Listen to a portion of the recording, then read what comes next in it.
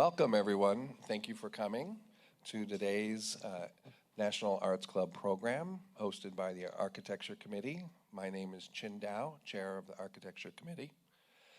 For those of you who are not familiar with the National Arts Club, we're a 501c3 nonprofit based in New York City with a mission to stimulate, foster, and promote public interest in the arts. Annually, the club offers more than 150 free programs to the public, including exhibitions, theatrical and musical performances, lectures, readings. For more information about the National Arts Club, you can visit us at nationalartsclub.org or find us on Facebook, Instagram, Twitter, and YouTube. Tonight we are piloting recording this on YouTube. All right. If you're interested in becoming a member of the NAC or would like more information, please email admissions@thenationalartsclub.org. On behalf of the Architecture Committee, it is my pleasure to welcome you to today's event, The Tilden Mansion and the Aesthetic Movement by David Scott Parker, who is our beloved architect and club member. We've done quite a few programs over the years on the house, on the building. I like to point out that when Samuel Tilden, governor of New York, lost his bid for the presidency of the U.S. by one electoral college vote to Rutherford B. Hayes, the silver lining is that probably this building wouldn't have been built the way it is, which is, good and bad, I suppose. Good for us, All right. Following the conversation will be a Q&A, so feel free to use, just stand up and ask a question or raise your hand. All right? So today's program is brought to you by member David Scott Parker, who will unveil the hidden and not so hidden gems of the Tilden Mansion. Parker is an award-winning architect specializing in historic preservation. He holds degrees from the University of Virginia as well as the Harvard Graduate School of Design and is a trustee for the National Trust for Historic Preservation. And without further ado, David Scott Parker.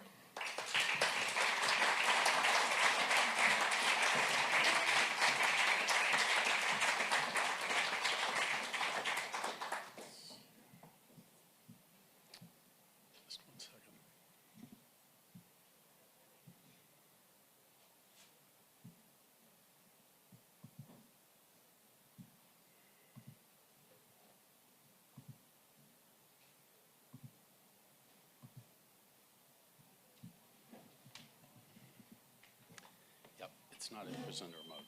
Uh-oh. Max, help.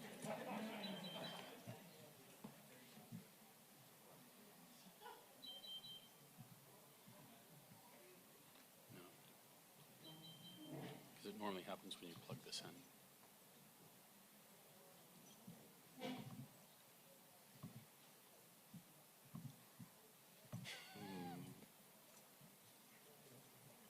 This always happens. There you go. It's going. No, but it should be in presenter mode. Oh, okay. You want to disconnect and reconnect? Yeah. Let's do that. Because it should do it when you plug that in. Give it a second.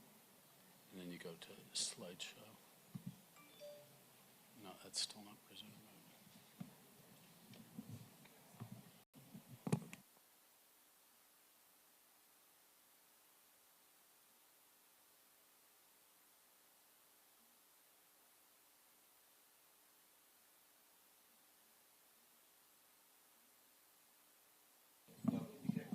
Can you hear me? Okay. Okay. Thank you. And welcome to the National Arts Club, and I appreciate you coming this evening. I'd like to share some insights. Yes? Louder? Okay. Okay. Thank you, Anne. Okay. I'd like to share some insights regarding the evolution of the Tilden Mansion and to place it in context socially, politically, and artistically through these changes. This is the club today, and the same view circa 1884. And this was the main entrance to the residence, to Samuel Tilden's residence in the late 19th century. Note the adjacent porch on the building next door, a structure that would soon become the Players Club. Its elaborate Gothic Revival fretwork veranda made of cast iron is especially interesting. This is the streetscape today, with the National Arts Club to the right and the Players Club with the classical porch that Stanford White added in 1888. Here we see the Players Club and the townhouse that was formerly east of it. Note the similarity of the window lintels on both. Real estate records indicate that both properties once belonged to banker Elihu Townsend. Townsend, in fact, owned all three, and we realize was the developer of those two structures which survived into photography, plus the eastern half of the National Arts Club. Here's a reconstructed view that we did showing the assumed appearance of all three townhouses with their Gothic porch stoops and their distinctive cast iron verandas. And I'd like to share the original plan of the National Arts Club Eastern Townhouse, assumed to have been typical of all three. This plan was probably drawn by Griffith Thomas, architect Griffith Thomas, before he renovated the earlier club townhouse. These structures are believed to have been the earliest instance of residential Gothic Revival architecture in New York, and also some of the first brownstones in the city.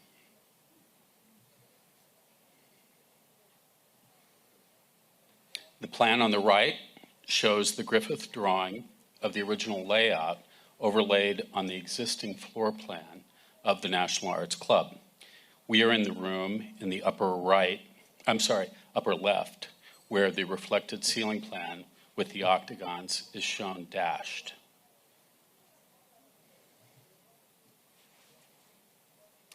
We found that architect Alexander Jackson Davis was engaged by Elihu Townsend to do, quote, designs for his Gramercy Park property in February 1843. Davis spent 10 days working on it, for which he was paid $50. Davis then, parenthetically, was partners with Ithiel Town in what is today regarded as one of the first, if not the first, professional architecture firms in America. Town also possessed the largest architectural library at the time. It was even larger than that of Sir John Soane in England. In May 1843, Davis was further engaged to develop, quote, plans for dwellings, plural, on Gramercy Park. His note continues,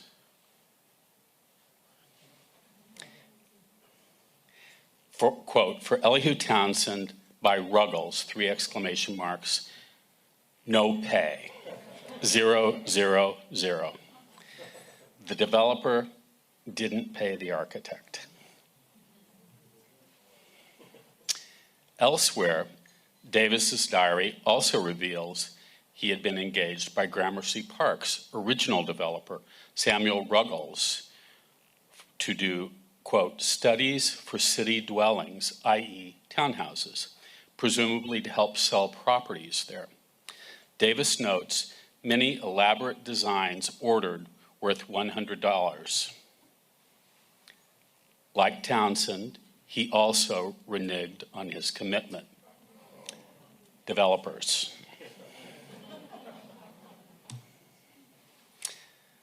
A.J. Davis also prepared designs for the brick houses along the west side of Gramercy Park and created drawings for the still two surviving central stoops and verandas. Davis himself referred to these as the first use of cast iron for porches in New York City. A talented draftsman, Davis was asked to illustrate several books. Those included the very influential works by his friend Andrew Downing. Downing was the Martha Stewart of the 19th century. His books on style, gardening, and design were widely circulated and had a profound influence on architecture, landscape, and interiors throughout the entire United States. Although a creative designer and writer, Downing wanted desperately to be an architect, but had no drafting skills. He approached his friend, the architect A.J. Davis, who was recently independent from Ithiel Town, asking him to form an architectural partnership with Downing, which Davis declined. Shunned but not deterred, Downing travels to England and in 1850 finds and convinces a talented young architect, Calvert Vaux, to come to the States and form a practice with him. Although Downing was only 25 at the time, he was already quite famous. Downing was only 35 at the time. He was already quite famous from his books and had enormous credibility among Americans, so much so that he and his new partner, Calvert Vaux, were given the commission to design the National Mall. This is 1850 during the Millard-Fillmore administration. The plan, drafted by Vaux, was an informal, romantic English landscape park. The plan is curiously similar to a later park that you'll all recognize, Central Park. Central Park was actually Andrew Downing's idea, and he was the impetus for its creation, although he would not be part of its realization.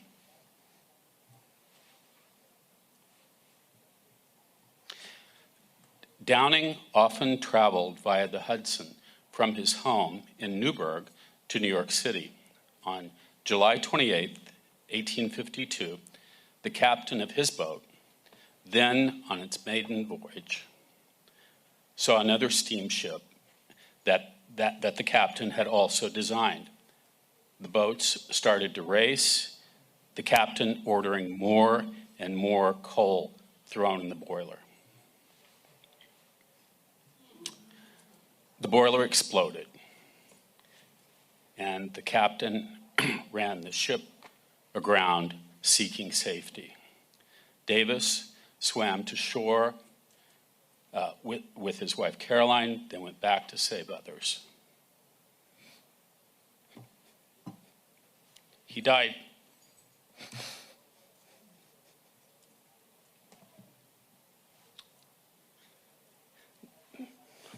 Sorry. Davis's 24-year-old business partner, Calvert, waited on shore for 2 days while they dredged the river to identify his friend's body.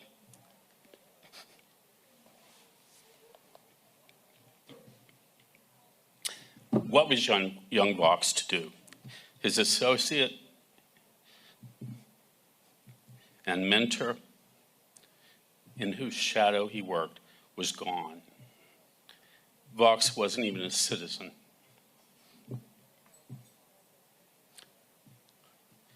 But he forged ahead. 5 years later, Vaux, seen in the middle, approached Frederick Law Olmsted. Olmsted knew plants and drainage and was known socially, but he had never designed a landscape. Vaux convinced Olmsted to join him in submitting an anonymous entry to the competition for Central Park, which, as you know, they won. Central Park was a park for the people. Vaux designed all of its originally planned structures built between 1858 and 1873. Turning back to where we are at Gramercy Park and to our patron, Samuel Tilden, a New York attorney. The 1850s and 1860s was a time of westward expansion and trains. Although not in the center of that activity, Attorney Tilden was quite involved behind the scenes, working with various clients, many of whom were movers and shakers in the world of railroads, land, and minerals. Here we see a cartoon of Cornelius Vanderbilt, and to the right, Jim Fisk, whose attempt to corner the gold market created massive upheaval in the American economy. Tilden was a subtle advocate for calm solutions in a very turbulent era. Tilden's acumen and wise counsel to clients like those made him wealthy, and in 1863 he purchased one of the 3 Gothic Revival townhouses Townsend had built about 20 years earlier. The plan on the right, as previously noted, was probably done by Tilden's architect Griffith Thomas to document the existing first floor layout when Tilden purchased the property. Griffith Thomas removed the Gothic stoop and cast iron veranda, as seen in this recently discovered period photo of the mansion, replacing them with a rather chaste entryway with a bay window and huge floor-to-ceiling sash. Large panes of glass were extremely difficult to get and quite expensive, as plate glass then had to be imported from France. Tilden was also becoming quite busy politically as the chair of New York's Democratic Party, and then city's mayor, and subsequently the state's governor. Citizens are seen here serenading Tilden in October 1876. As a word of background, Tilden's architect, Griffith Thomas, was the society architect in the 1860s. His taste and designs were elegant, formal, and very French. French Second Empire, to be exact. This is one of his buildings that still stands nearby at the corner of Broadway and 19th. Note its similarity to the Louvre. French Second Empire was all the rage in the 1860s and early 1870s.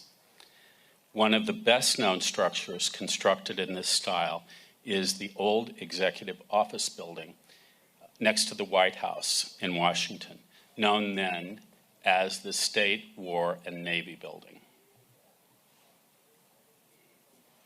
The building was erected during the Grant administration, and there were so many cost overruns with it, in addition to various other scandals during Grant's presidency, that French Second Empire was often referred to disparagingly as, quote, the Grant style. Here we see Grant and his cabinet lampooned as they swirled in controversy. Tilden, who promised to bring ethics back to government, was nominated to be the Democratic and Reform candidate for U.S. president in 1876. Here he is in his library the room immediately adjacent to us now, as he was receiving official notification of his nomination.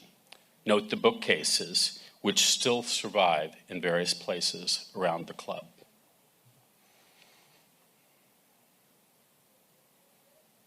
The French-polished rosewood and gilt-incised doors behind you separate us from Tilden's original library and are a vestige of Griffith Thomas's classical Renaissance revival interior renovations. This space, which we are in now, was added by Griffith Thomas as Tilden's ballroom, with a row of columns down the middle. Thomas also added the grand stair that you passed by as you entered, as well as the recently restored skylight, which admitted daylight into the formerly dark interior space. Tilden's taste, interest, and focus evolved during the 1870s, as illustrated by these various sequential garden designs he commissioned in 1874 as he pondered updating Gramercy Park. This all as Central Park was being completed. Many thanks to Jean Weiss for pointing these out to me.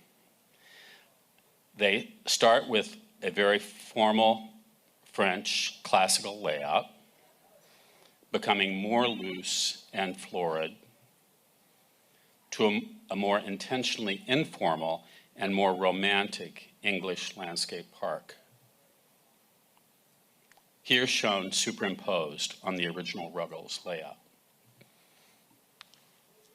Not everyone then spent their time in formal or informal gardens, as poor immigrants lived a subsistence life on dirty streets.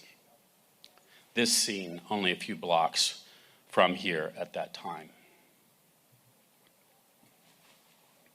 New York was becoming a metropolis full of potential voters in the 1870s, thousands of whom found themselves, quote, under the thumb of Tammany Hall's political party leader, Boss Tweed. Through political patronage, he was able to secure voters through jobs he created and loyalty he demanded. The graft was outrageous. New York's county courthouse, for example, which was constructed under his influence, cost taxpayers in New York twice as much as the Alaska Purchase, with a majority of that going to Tweed. Tilden, who was not intimidated, had the audacity to investigate and bring down Tweed, sending him to prison for theft. Tilden gained nationwide notoriety for ending corruption, also combating the Erie Canal Ring, who were similarly absconding with taxpayer dollars.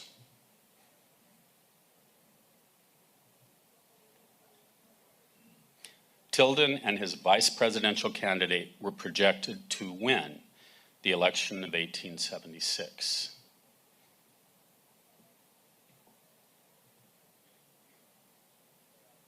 Different factions, though, were unhappy about his candidacy, and there was great strife around the election. Tilden won the popular vote with a plurality of 51% and was initially only one electoral vote shy of winning in the Electoral College, while his competitor still needed more than the then unallocated states. However, claims of vote tallying improprieties clouded the atmosphere after Election Day. Still raw feelings between the North and the South placed anti-corruption and anti-slavery Tilden in the middle between Southern Dixiecrats and Northern Republicans, desperate to win at any cost. The resolution was a backroom deal known as the Compromise of 1877, which ended Reconstruction and irreparably altered our country for the next 70 years. An electoral commission having 5 votes from the Republican-controlled Senate, 5 from the democratically controlled House, and 5 from the supposedly apolitical Supreme Court voted along party lines to set aside the vote count and award the presidency to Rutherford B. Hayes. This engraving of this room depicts people who had assembled on election night 1876 to congratulate the new president. It was a toast that never happened. Throngs of people pushed Tilden to protest, but with the Senate and the Supreme Court against him, he accepted the political defeat graciously while being lambasted in the press, sarcastically lampooned by critics. Rejected by his party, Tilden turned inward, focusing on his books, his house, and his family. Here's a recently discovered elevation of the facade of this building as it had been remodeled by Griffith Thomas. And this is the new facade that incorporated the townhouse immediately to the west, which Tilden had acquired 2 years before. The architect of this facade and of the substantial renovations within was our friend Calvert Vaux, who was connected to the building's assumed first architect, A.J. Davis, through their mutual friend and colleague, Andrew Downing. Vaux had just completed Central Park and ended his association with Olmsted. The Tilden Mansion remains one of his most important commissions. Vaux transformed the building into an aesthetic movement marvel with its English-inspired neo-Gothic facade, as seen here alongside of the building today. The design incorporated 2 front doors, one on the left for family and close friends, and one on the right for political and library guests.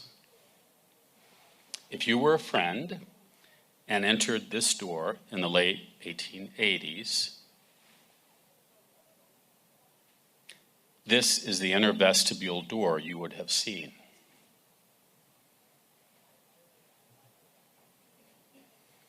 Although the doorway was later removed, we know from various sources that the highly important glass panels it contained survive.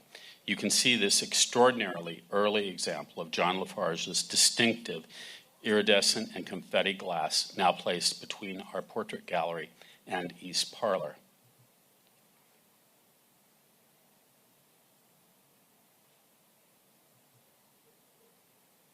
Lafarge did other glass for Tilden's home, including silver-stained painted allegorical panels now in the bar.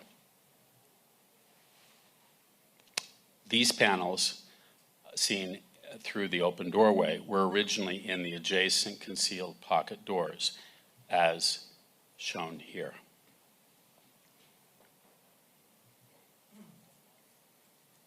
The club's famous and quite large leaded glass dome was created by Boston stained glass artist Donald MacDonald. It was part of a quite major alteration to create a middle light well to illuminate the center of Tilden's full house depth library.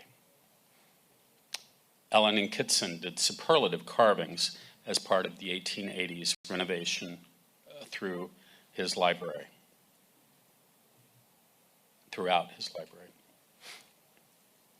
Tilden's new dining room replaced the ballroom, which he no longer needed.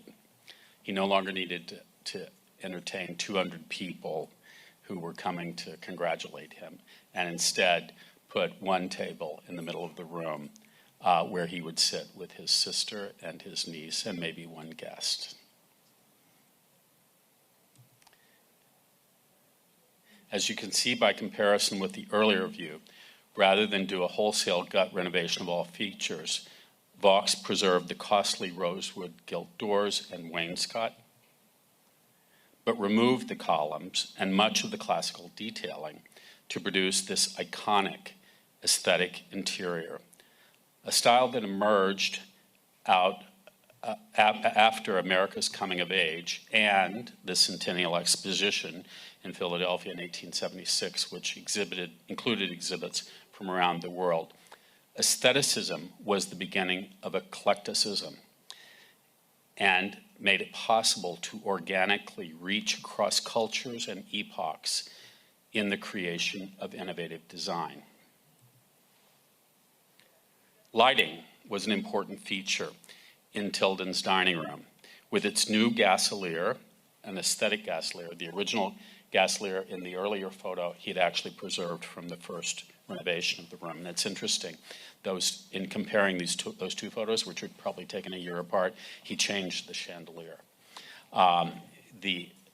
This new gasolier has a pull-down pendant, and also notice the sconces around the perimeter, and also the numerous higher plate rail uplights, gas lights, intended to make the ceiling's distinctive the room's distinctive ceiling glisten.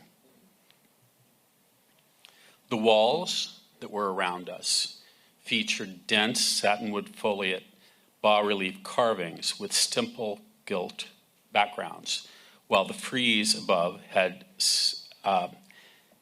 stencil diaper patterned ornamentation similar to the right, which survives in an upstairs bedroom.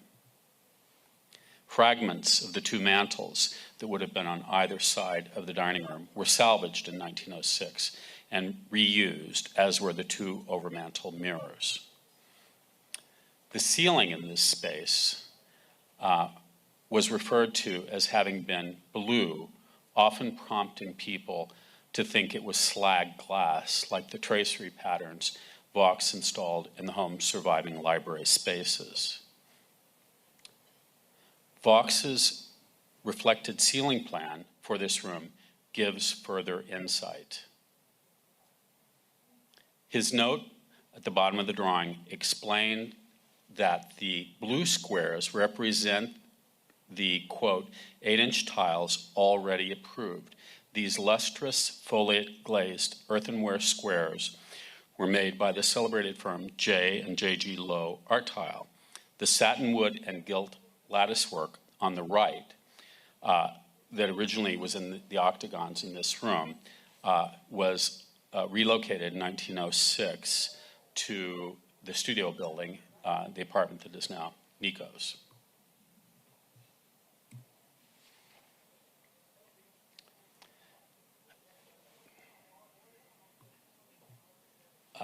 Vaux's note below on the bottom of his drawing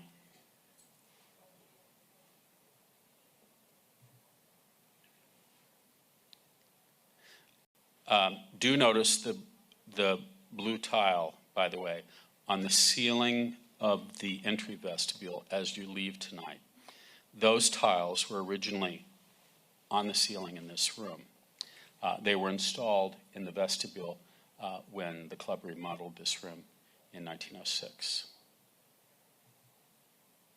Because of his interests in aesthetic pursuits, Tilden was sometimes the butt of jokes and is here caricatured as Oscar Wilde holding a sunflower. Wilde, by the way, was the self-appointed, self-anointed spokesperson for aestheticism.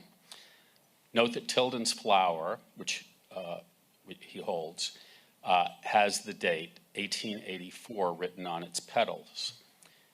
Tilden was asked that year, and also 4 years prior, to run again for the presidency, both of which he declined. While spending the majority of his later life at his country estate in Yonkers, called Greystone, Tilden did some quite distinctive and bright aesthetic interiors here at 1415 Gramercy. This is a rendering of an upstairs sitting room here, which has satinwood, had, and still has underneath, you'll see, satinwood wainscoting, casings, and trim. This is that space today, with many years' application of dark varnish and paint obscuring its earlier finishes. The monumental mirror that you see is an overmantel that was originally on the wall to your right in the room where we're now sitting. The space upstairs was done by the eminent interior designer George Shasty and Company, whose dressing room for Arabella Washburn, later John D. Rockefeller, is now on permanent display at the Metropolitan Museum. The Met also hosted an important exhibition on the Shasty firm in 2016, but was unaware at that time of this important Tilden commission. Designs for other spaces commissioned by Tilden include this one by Herta Brothers, the most important American decorating firm in the second half of the 19th century.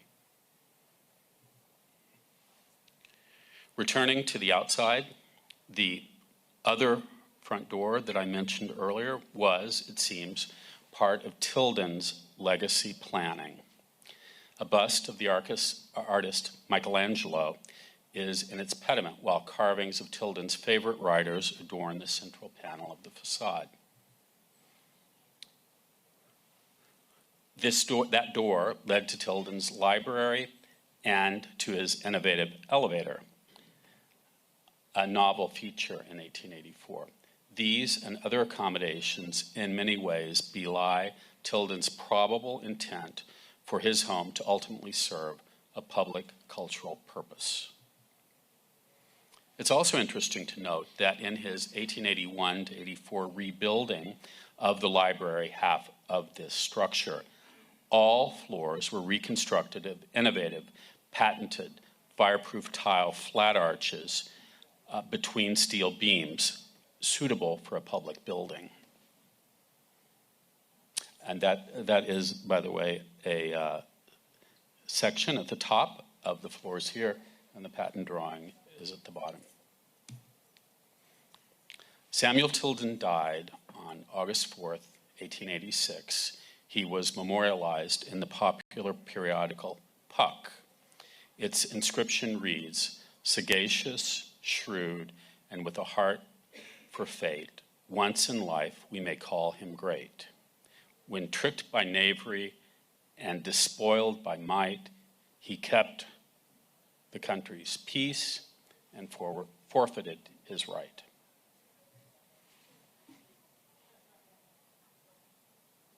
In his will, Tilden left the bulk of his fortune to benefit the people of New York City by establishing a public library, which he probably assumed would be in this building. The estate was contested by heirs for years.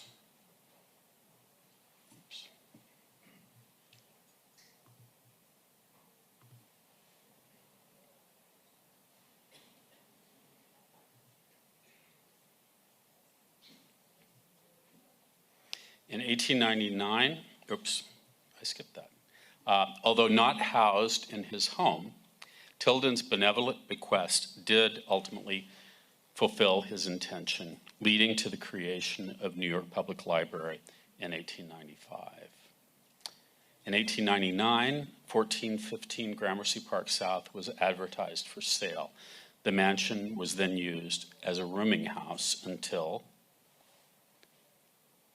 purchased by the National Arts Club as its home in 1905, and the club has served a vital role since, offering scores of lectures, concerts, and events for the public annually. We like to think that Tilden would be pleased. The club made a couple significant alterations to the building's facade, including, unfortunately, the removal of the Tilden family entrance stoop, which you can see being demolished in the period view to the right. The renowned architect George B. Post was president of the club at that time and designed the 14-story artist's apartment addition built then on the rear of the property. It's thought that Post, a classically trained Beaux-Arts architect, likely designed the new marble lobby of the mansion. That space, seen here prior to its recent refurbishment, and here after. Other alterations done to make the mansion better suited for club use were overseen by National Arts Club founding governor and sculptor Charles Rawlinson Lamb, shown here with his wife, National Arts Club life member and stained glass artist Ella Condi Lamb. Make certain to notice Ella's large pre-Raphaelite artwork memory in the rear hall of the club's lower level, accessed via the marble hall, seen here before and after recent work. The East Gallery 2 years ago transformed. By the way, this was the men's room until recently. Here it is today.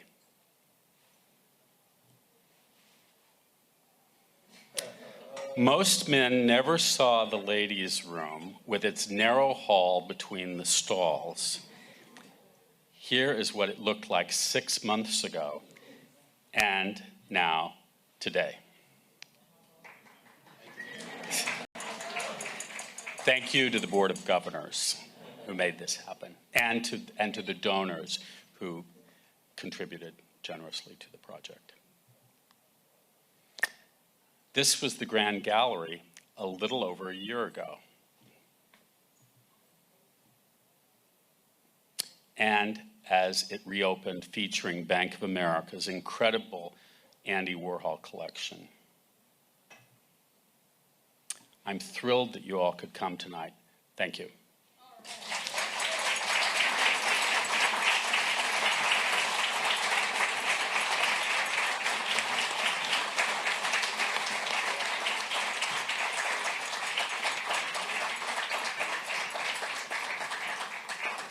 Any questions?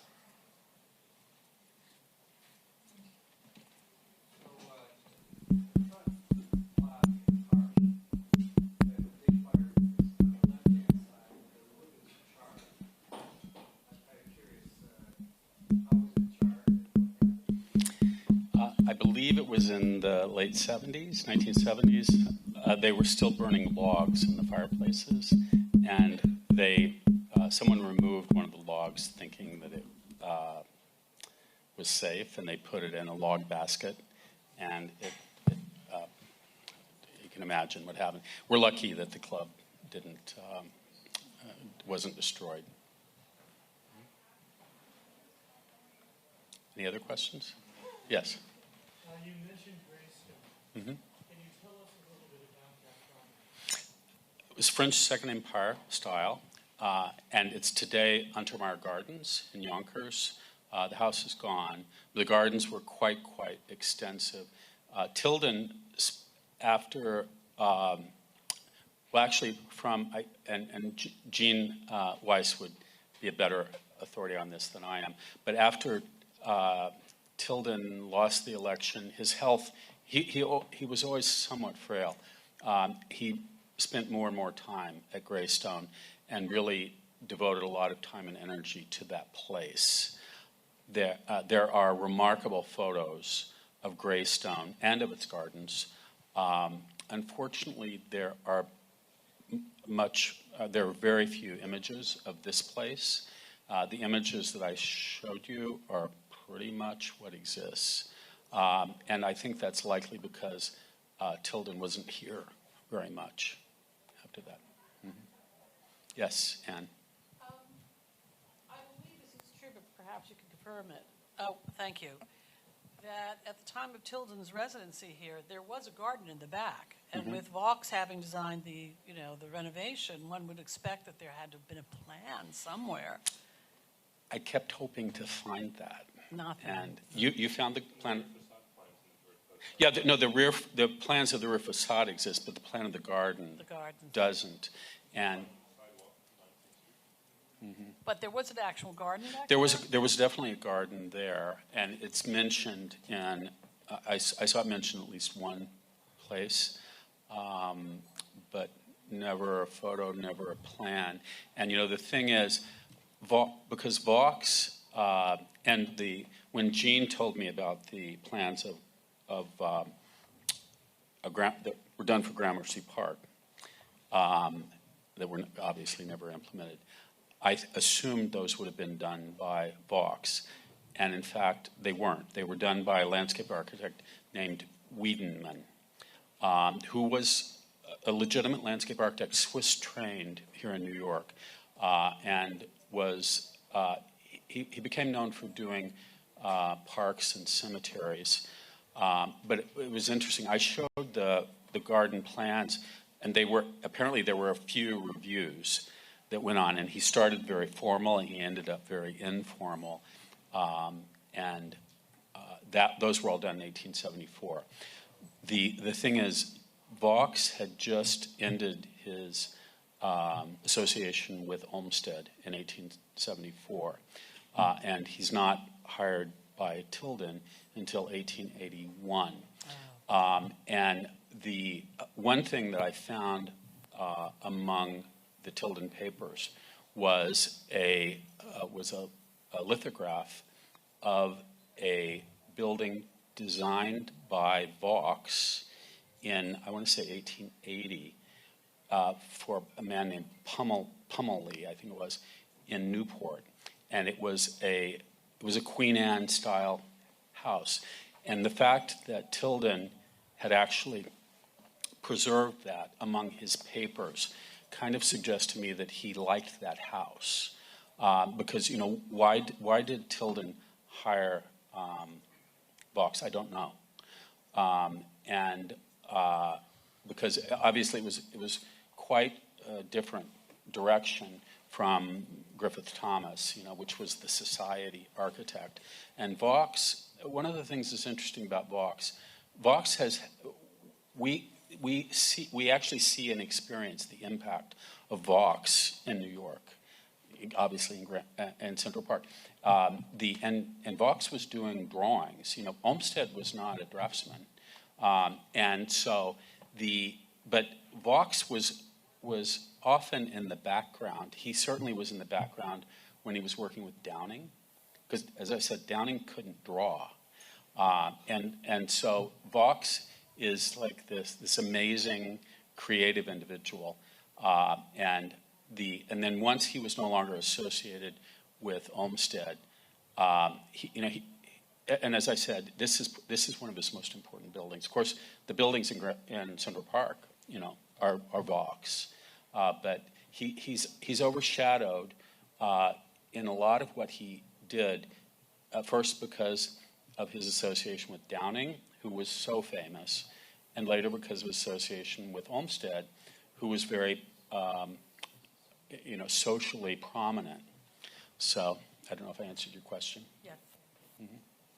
Yes. I want to ask you a question about the coloration in the front of this building, because it doesn't look like a brownstone. It looks like Italian terracotta or something like that. Could you just discuss the material that was used and the coloration? Yeah, it's a mixture of stones, and it was originally brownstone, or at least this half of it was. And as I mentioned, it was one of the earliest. I think maybe the third, or these were the third brownstones that various authorities refer to. That was apparently that was all removed, and so the entire front facade was rebuilt.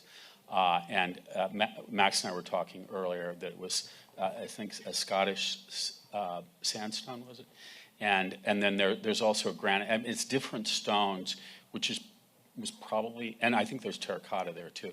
And you, architecturally, you really don't want to mix those materials because they react differently. And the worst thing you can do is to put a really hard Portland mortar in, which I don't think's been done here. But anyway, nonetheless, you have the mixture of materials. I don't know if I answered your question, but it's sandstone and granite, and then the dark strips are granite, I think an absolute granite, and then there's another granite. I can't remember the name of it. Mm-hmm. Yes, Gene. We're talking about the garden. Mm-hmm. There's one brief description that I've seen. It said box hedges, winding paths, and some heritage trees. Oh, really? Yeah. Oh, that's fascinating. And this wall was the back of the townhouse. It had two bay windows that reflected, were a mirror image of the bay windows in the front. Mm-hmm. And we have a description of Tilden sitting here on green velvet chairs with his friends looking out the windows to the garden. You know, when this original brownstone was built, and I don't know if you noticed in the plan, I showed it very quickly, there was actually a narrow balcony that went along the back. This is in 1844. A narrow balcony that went along the back of the building, and then a staircase that went down. That was, which would have been actually here, and that was removed, of course, when Griffith Thomas added this room in the late 1860s. Tilden doesn't buy the property next door until 1874, and if you think about it, you know, he's living here, right? He's doing a lot between 1874 and 1876. You know, he's governor, he's running for the presidency. You know, I don't think he had a lot of time to focus on his house then. So the changes that would have been made here were 1860s, you know, mid to late 1860s, or after he loses the presidency. So they fall into kind of two camps. Yes, Chindao. You were talking about the aesthetic movement, Mm-hmm. and I'm curious, was that really sort of a style that Vox helped define? What was the evolution of, you know, what came before the aesthetic movement, and then what did it evolve into? The thing about the aesthetic movement, the term is used, of course, much more in decorative arts than it is in architecture. In architecture, it's fairly broad, and it spans from neo-Gothic, which this building is, to you know, shingle style and Queen Anne. And the thing about Vox, one of the things that's really interesting about this building and Vox, having been trained in England, he had a really good training in architecture. So when Downing brings him over, I mean, this fellow knows what he's doing already when he arrives here, and so he was very aware of what Shaw and other people were doing in England. So there is, and also a lot of the Queen Anne things that you see, and the house that I mentioned he did for Pumley in Newport is much more Queen Anne, and many would think that is later than this building. So why did Vox choose to do the neo-Gothic here? I don't know. And then, of course, he's doing the interiors. And the interior, there are original drawings, by the way, of the ceilings in the library that are at New York Public Library now. And then, of course, the drawing of this ceiling. And these have, you don't, and especially the ones over there, you don't really find references from these where they are kind of lifted from other eras. And that comes back to what I was saying about aestheticism really being the beginning of eclecticism, and so there's not, it doesn't clearly define an architectural style, and in interiors you can, it really was a time when the rules went away. And so furniture becomes much more plastic looking in form and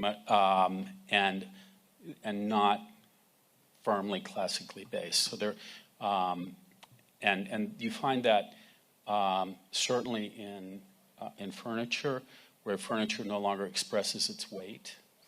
You find it in architecture with Queen Anne, where columns don't necessarily support things directly above, so everything becomes kind of chaotic with Queen Anne buildings. And so it's really a spirit that it defines more than a style in architecture.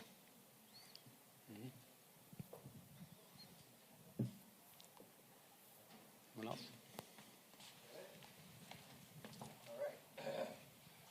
Well,